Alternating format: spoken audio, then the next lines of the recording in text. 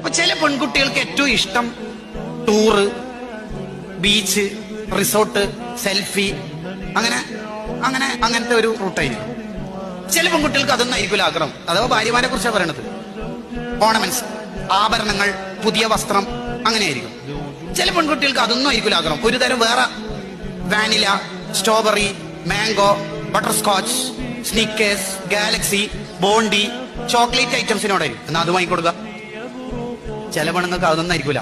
Zero bulb, I love യുന്റെ zero bulb, ചുമരിന് I love you എന്ന് എഴുതുക, അത് കാലിഗ്രഫി വരക്കുക, ഇങ്ങനത്തെ പിരാന്തായിരിക്കും. അങ്ങനെയായിരിക്കും. എന്നവർക്ക് അതിന്റെ പേന വാങ്ങിക്കൊടുക്കുക.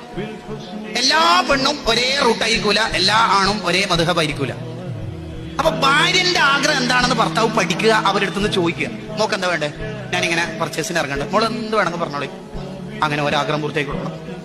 ആഗ്രഹം പൂർത്തിയാവാതിരിക്കുമ്പോഴാണ് വേറെ ചില ദമ്പതിമാരെ കുറിച്ച് ചിത്രം കാണുമ്പോഴോ കേൾക്കുമ്പോഴോ എനിക്ക് എന്റെ ഭർത്താവ് അത് ചെയ്തു തരുന്നില്ലല്ലോ എന്ന നിരാശാബോധം ഉണ്ടാവുള്ളൂ. ചില ഭർത്താക്കന്മാർക്ക് ആഗ്രഹം എന്താണെന്നുള്ള ഭാര്യമാരും പഠിക്കണം. എല്ലാ ഡ്രസ്സും ശരിക്കെടുത്തു വെക്കുക, അങ്ങനെയായിരിക്കും ഒരു ആഗ്രഹം ഉണ്ടാവുക. അതൊന്നുണ്ടാവില്ല. ചിലപ്പോ കാല് കടിച്ചെടുത്ത കാലൊന്ന് തടവി കൊടുക്കുക, അങ്ങനെയായിരിക്കും ഒരു ആഗ്രഹം ഉണ്ടാവും. ചെയ്തു കൊടുക്കുക. എന്റെ ഭാര്യന്റെ അടുത്ത് നിന്ന് എന്താണ് കിട്ടേണ്ടതെന്ന് ഭാര്യനോട് ശരിക്ക് പറയണം. സംഭവം ഭർത്താവ് അങ്ങനെ തന്നെ അതെല്ലാം കണ്ടറിഞ്ഞിട്ട് ചെയ്യണ്ടല്ലേ എന്ന് പറയും. ഇവർ മൊഹിദ്ദീൻ ചെയ്യുന്നല്ല, കുപ്പിക്കകത്തുള്ള വസ്തുവിനെ പോലെ കണ്ടറിഞ്ഞ് ചെയ്യാനൊന്നും ഓർക്ക് കഴിയൂല. ഒരിക്കൽ അതിന്റെ വിവരം ഉണ്ടായിക്കൊള്ളുന്നില്ല.